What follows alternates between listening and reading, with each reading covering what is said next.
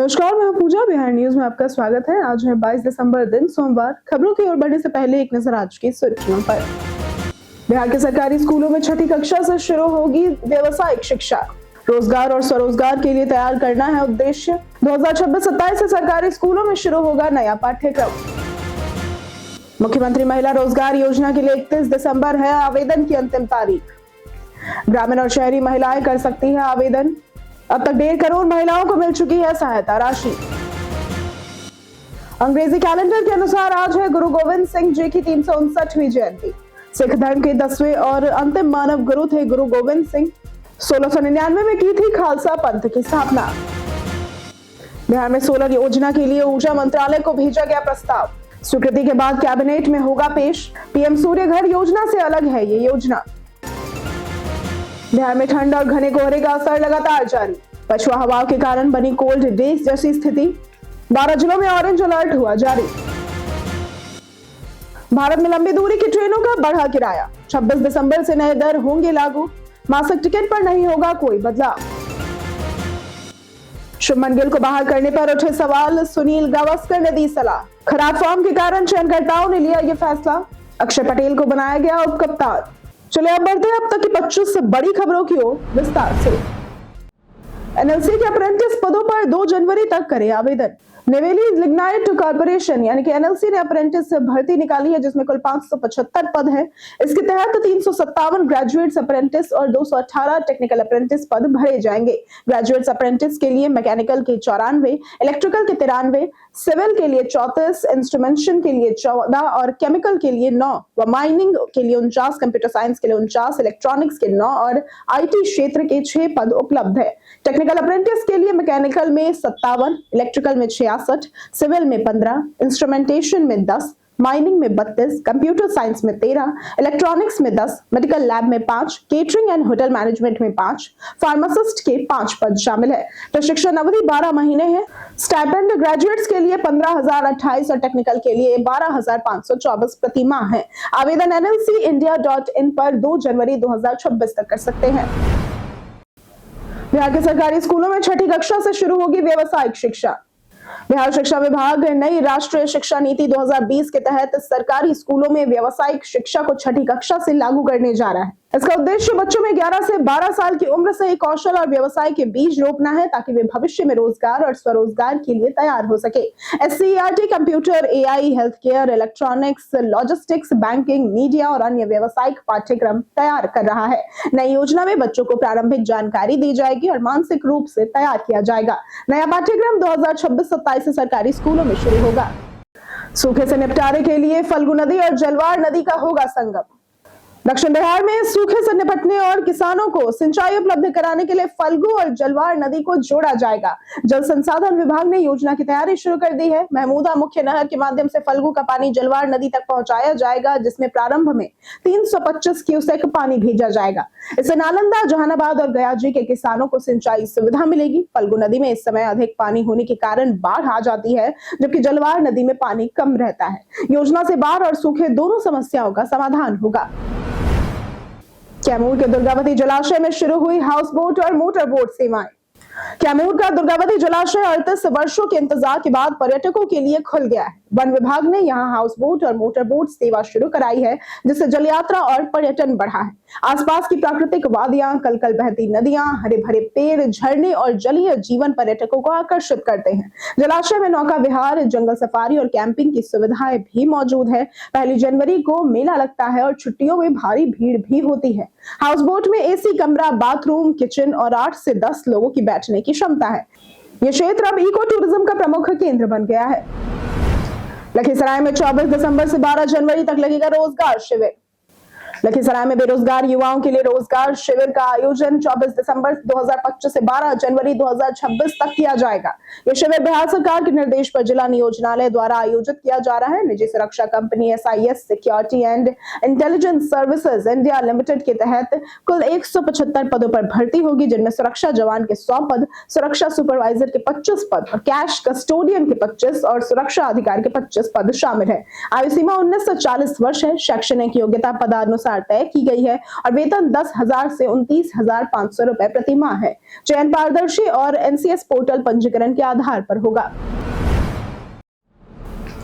मुख्यमंत्री महिला रोजगार योजना के लिए आवेदन की अंतिम तारीख 31 दिसंबर।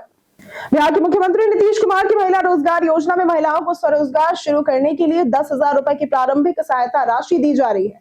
व्यवसाय बढ़ाने के लिए सरकार 2 लाख रुपए तक की राशि भी प्रदान करेगी, जो किस्तों में दी जाएगी। योजना का लाभ लेने के लिए आवेदन की अंतिम तिथि 31 दिसंबर 2025 है। ग्रामीण और शहरी महिलाएं इस समय सीमा तक आवेदन कर सकती हैं। अब तक 1.5 करोड़ महिलाओं को सहायता राशि दी जा चुकी है। लंबित आवेदन मुख्यतः आधार या बैंक विवरण में त्रुटि के कारण है। इच्छुक महिलाएं www.brlps.in पर पंजीकरण कर सकती हैं। पंचायती राज मंत्री दीपक प्रकाश ने घूसखोरों पर दी कड़ी चेतावनी। बिहार में घूसखोरों के खिलाफ विजिलेंस से कार्रवाई जारी है, लेकिन लोग अब भी रिश्वत लेने की आदत नहीं छोड़ रहे। पंचायती राज मंत्री दीपक प्रकाश ने घूसखोरों पर कड़ी चेतावनी दी है और आम लोगों से अपील की है कि अगर कोई उनके या किसी अधिकारी या कर्मी के नाम पर धन की मांग करता है तो तुरंत सूचना दे। मंत्री ने बताया कि कुछ लोग निरीक्षण का बहाना बनाकर धन की उगाही करते हैं। उन्होंने स्पष्ट किया कि ऐसे लोगों को बख्शा नहीं जाएगा और मिली शिकायत पर सख्त कार्रवाई भी की जाएगी, जिससे विभाग में पारदर्शिता सुनिश्चित होगी। अंग्रेजी कैलेंडर के अनुसार आज है गुरु गोविंद सिंह जी की 359वीं जयंती। गुरु गोविंद सिंह जी, जिनका जन्म 22 दिसंबर यानी कि आज के दिन 1666 को पटना में हुआ था, सिख धर्म के 10वें और अंतिम मानव गुरु थे। वे एक योद्धा, कवि और दार्शनिक थे। उन्हें संत सिपाही भी कहते थे। 1675 में उनके पिता गुरु तेग बहादुर की शहादत के बाद 9 साल की उम्र में उन्हें सिखों का गुरु बनाया गया। उनके 4 पुत्रों की शहादत उनके जीवन काल में ही हुई थी। गुरु गोविंद सिंह ने 1699 में खालसा पंथ की स्थापना की और 5 ककार प्रदान किए थे। गुरु ग्रंथ साहिब को अंतिम गुरु के रूप में स्थापित करने का श्रेय है। 21 दिसंबर से 27 दिसंबर तक का समय गुरु परिवार और उनके सहयोगियों के बलिदान को याद करने का समय है। आज भी पंजाब में 21 दिसंबर से लेकर 27 दिसंबर तक का समय शोक सप्ताह के रूप में मनाया जाता है। इस पूरे सप्ताह कोई भी खुशियां नहीं मनाता। बिहार में 4 करोड़ लाभार्थियों को मिला आयुष्मान कार्ड। बिहार में गरीब और जरूरतमंद परिवारों के लिए आयुष्मान भारत प्रधानमंत्री जन आरोग्य योजना यानी कि ABPMJAY और मुख्यमंत्री जन आरोग्य योजना ने महत्वपूर्ण विस्तार हासिल किया है। राज्य सरकार राष्ट्रीय खाद्य सुरक्षा अधिनियम 2013 के डेटाबेस के आधार पर परिवारों को हर साल 5 लाख रुपए तक का मुफ्त इलाज उपलब्ध करा रही है। अब तक 1.68 करोड़ परिवार योजना में शामिल हो चुके हैं और 4.13 करोड़ लाभार्थियों को आयुष्मान कार्ड भी मिल चुका है।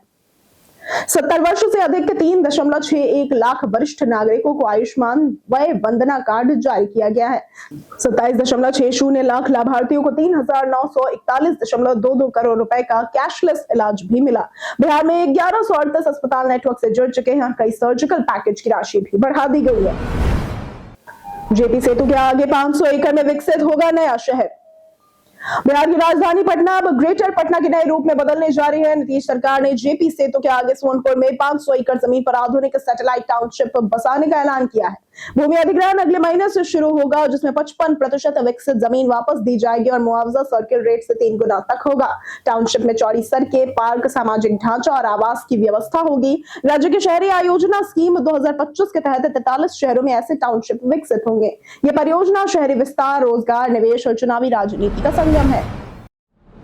भारत में लंबी दूरी के ट्रेनों का बढ़ा किराया। भारतीय रेलवे ने 26 दिसंबर 2025 से लंबी दूरी की ट्रेनों के किराए बढ़ाने की घोषणा की है। साधारण, मेल, एक्सप्रेस और एसी ट्रेनों में प्रति किलोमीटर 2 पैसे की बढ़ोतरी होगी, जबकि 215 किलोमीटर तक की यात्रा और लोकल ट्रेनों या फिर मासिक टिकट पर कोई बदलाव नहीं होगा। उदाहरण के तौर पर पटना से दिल्ली रूट पर किराया लगभग 20 रुपए तक बढ़ सकता है। नॉन एसी यात्रियों को 500 से 800 किलोमीटर की दूरी पर 10 से 16 रुपए अतिरिक्त देने होंगे, जबकि एसी क्लास में 20 से 30 रुपए बढ़ सकते हैं। रेलवे का कहना है कि बढ़ती लागत और बेहतर सेवाओं के लिए ये कदम आवश्यक है। बिहार के 6 जिलों में बनेंगे 15 आदिवासी छात्रावास। बिहार के 6 जिलों में जैसे कि कैमूर, किशनगंज, कटिहार, मधेपुरा, भागलपुर और पूर्णिया में आदिवासी छात्रों के लिए 15 आवासीय छात्रावास बनाए जाएंगे। पीएम जनमन योजना के तहत 15 से 18 आयु वर्ग के छात्र छात्राओं को रहने, खाने और पढ़ाई की सुविधा भी मिलेगी। निर्माण पर प्रति छात्रावास लगभग 3 करोड़ रुपए खर्च होंगे। असुर, बिरहोर, बिरजिया, हिलखरिया और माल पहाड़िया, सोपा पहाड़िया, सौर्या पहाड़िया, महेंद्र पहाड़िया और सवर जनजाति के छात्र इन छात्रावासों में रहेंगे। केंद्र और राज्य सरकार 60:40 हिस्सेदारी से योजना को लागू करेंगे और इसका उद्देश्य आदिवासी समुदाय की शिक्षा, स्वास्थ्य, आवास और समग्र विकास को बढ़ावा देना है। बिहार में सोलर योजना के लिए ऊर्जा मंत्रालय को भेजा गया प्रस्ताव। राज्य सरकार ने विधानसभा चुनाव से पहले 125 यूनिट मुफ्त बिजली की घोषणा के साथ घरों की छत पर ग्रिड कनेक्टेड सोलर प्लेट लगाने की योजना बनाई है। इससे घरेलू उपभोक्ताओं का बिजली बिल लगभग शून्य होगा और सरकारी सब्सिडी का बोझ भी घटेगा। ऊर्जा विभाग ने योजना का प्रारूप नवीन एवं नवीकरणीय ऊर्जा मंत्रालय को भेजा है। स्वीकृति के बाद इसे कैबिनेट में लाया जाएगा और ये योजना पीएम सूर्य घर योजना से अलग है, जिसमें सरकार स्वयं सोलर प्लेट लगवाएगी। उपभोक्ताओं की सहमति से पैनल की गई कंपनियां तय दर पर अधिष्ठापन करेंगी और आय वर्ग के अनुसार सहायता दी जाएगी। जानिए आज कैसा रहेगा बिहार के मौसम का मिजाज। बिहार में कड़ाके की ठंड और घने कोहरे का असर लगातार बना हुआ है। पछुआ हवाओं के कारण कई जिलों में कोल्ड डे जैसी स्थिति महसूस की जा रही है। हालांकि न्यूनतम तापमान 10 डिग्री से ऊपर होने के कारण आधिकारिक घोषणा फिलहाल नहीं हुई है। सुबह से शाम के साथ दिन में भी ठंड बढ़ गई है और धूप कमजोर पड़ गई है। मौसम विभाग ने 12 जिलों में घने कोहरे के लिए ऑरेंज अलर्ट और कुछ इलाकों में शीत दिवस को लेकर येलो अलर्ट जारी किया है। अगले 5 से 6 दिनों तक ठंड और कोहरे से राहत की संभावना कम है। जाने लैपटॉप स्क्रीन को सुरक्षित रखने के लिए जरूरी उपाय। लैपटॉप की स्क्रीन सबसे नाजुक और महंगा हिस्सा है, इसलिए उसे सुरक्षित रखना बेहद जरूरी है। हार्ड कवर लैपटॉप को खरोंच और हल्के झटकों से बचाता है, लेकिन लगातार इस्तेमाल से गर्मी और स्क्रीन पर दबाव भी बढ़ सकता है। टेम्पर्ड ग्लास हल्के झटकों और खरोंच से सुरक्षा देता है और रिफ्लेक्शन कम करता है, लेकिन सभी स्क्रीन के लिए कंपैटिबल नहीं होता। टच लैपटॉप की संवेदनशीलता कम कर सकता है और गलत लगाने पर एयर बबल या क्रैक का खतरा भी रहता है। बेहतर सुरक्षा के लिए स्लीव कवर, मजबूत लैपटॉप बैग, झटकों से दूर रखना और माइक्रोफाइबर कपड़े से सफाई जरूरी है। स्वच्छता सर्वेक्षण के लिए मार्च में पटना पहुंचेगी केंद्रीय टीम। स्वच्छता सर्वेक्षण 2025-26 के लिए पटना पूरी तैयारी में है। मार्च में केंद्रीय टीम सर्वे के लिए शहर आएगी। नगर निगम का लक्ष्य टॉप 20 में जगह और 5 star garbage free city rating हासिल करना है और इस बार थीम है स्वच्छता की नई पहल, बढ़ाए हाथ करे सफाई साथ। रैंकिंग 12,500 अंकों पर तय होगी, जिसमें नागरिकों के फीडबैक पर 2 गुना अंक मिलेंगे। कचरा प्रबंधन, गंगा घाटों की सफाई, सिटीजन फीडबैक और ग्राउंड असेसमेंट पर विशेष ध्यान दिया जाएगा। मूल्यांकन में ओडीएफ, वाटर और गार्बेज फ्री सिटी के लिए हजार अंक, जबकि ग्राउंड और फीडबैक के लिए 10,500 अंक रखे गए हैं। बिहार में बच्चों के अति कुपोषण मामले में हुई बढ़ोतरी। बिहार में बच्चों के अति कुपोषण का सबसे गंभीर मामला बक्सर में है, जहां 5.54% बच्चे अति कुपोषित पाए गए हैं। आईसीडीएस की नवंबर रिपोर्ट के अनुसार राज्य के 5 वर्ष से कम उम्र के बच्चों में गंभीर कुपोषण 0.71% से 5.54% तक है। उत्तर बिहार के 9 जिलों में मधुबनी सबसे अधिक प्रभावित है, जो कि सीतामढ़ी में स्थिति सबसे बेहतर है। मुजफ्फरपुर, वैशाली, शिवहर, पश्चिम और पूर्वी चंपारण, समस्तीपुर, दरभंगा भी गंभीर प्रभावित जिलों में शामिल है। रिपोर्ट ऐसा दिखाती है कि बाल पोषण योजनाओं के बावजूद बच्चों का पोषण असमान है और प्रभावी निगरानी व क्रियान्वयन की आवश्यकता है। बख्तियारपुर में 500 एकड़ में बनेगा पटना का चौथा औद्योगिक पार्क। बख्तियारपुर पटना जिले का चौथा औद्योगिक हब बनने जा रहा है। जिला प्रशासन ने 500 एकड़ जमीन अधिग्रहित करने की प्रक्रिया शुरू कर दी है, जिसमें सैदपुर, बहादुरपुर, गंगापुर, नरौली और ताराचंदपुर मौजा शामिल है। किसानों को सर्किल रेट का 4 गुना मुआवजा मिलेगा। औद्योगिक पार्क में food processing, textile, electronics, logistics और एग्रो बेस्ड इंडस्ट्री को बढ़ावा दिया जाएगा और स्टार्टअप्स के लिए विशेष सुविधाएं भी उपलब्ध होंगी। बेहतर रोड और रेल कनेक्टिविटी निवेशकों को आकर्षित करेगी। भविष्य में विक्रम समेत अन्य अंचलों में भी औद्योगिक पार्क विकसित करने की योजना है। नीतीश कुमार ने बिहार जीत के बाद दिल्ली में की निजी यात्रा।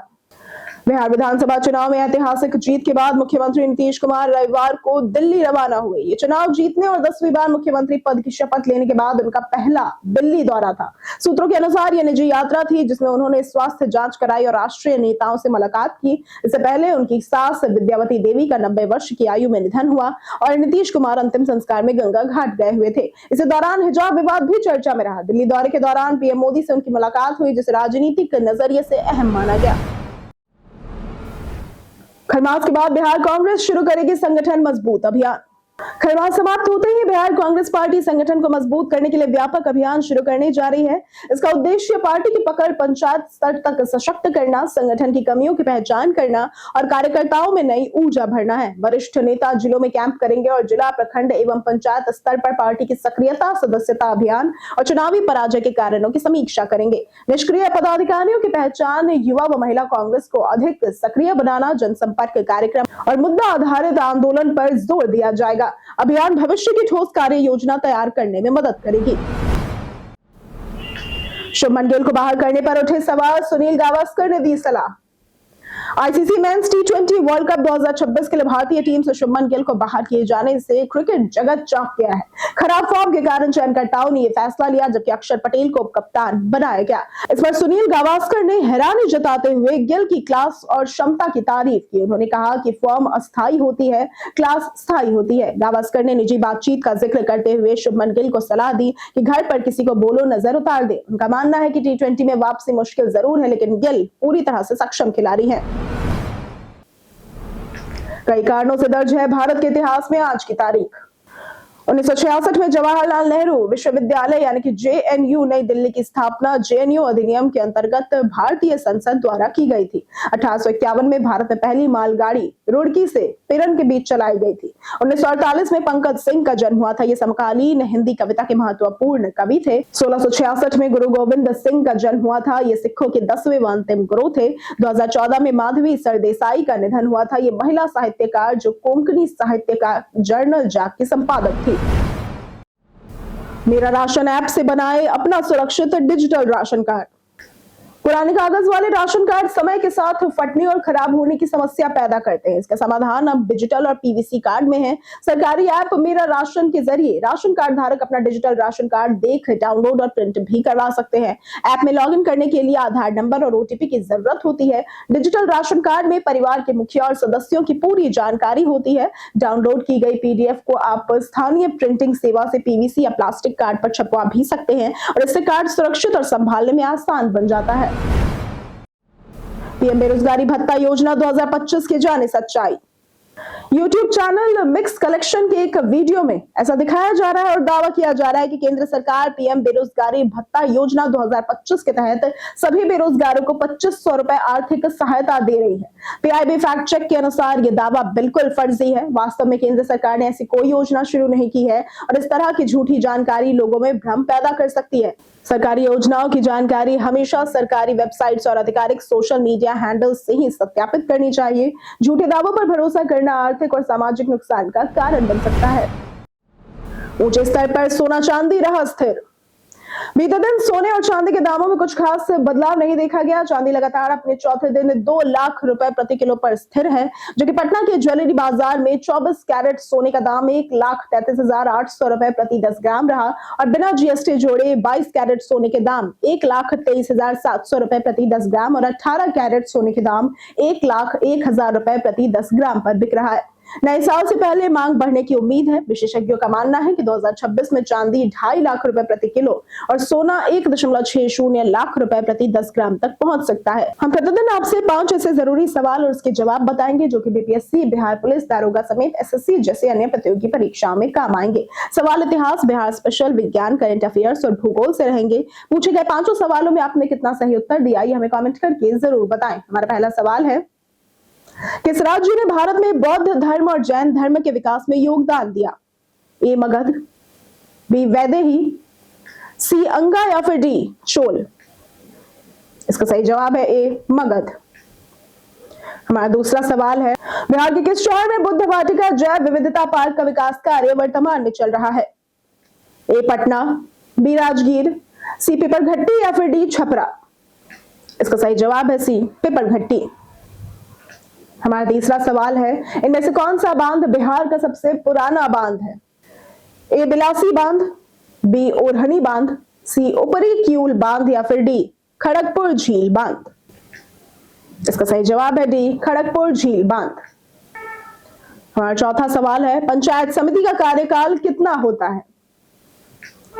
ए 3 वर्ष, बी 6 वर्ष, सी 5 वर्ष या फिर डी 2 वर्ष? इसका सही जवाब है सी 5 वर्ष। हमारा 5वां सवाल है, बुद्ध ने अपना घर छोड़ने के बाद सबसे पहले किस स्थान की यात्रा की? ए जीवा कमरावान मठ, बी नालंदा विश्वविद्यालय, सी अलाल कलाम आश्रम या फिर डी सारनाथ। इसका सही जवाब है सी अलाल कलाम आश्रम।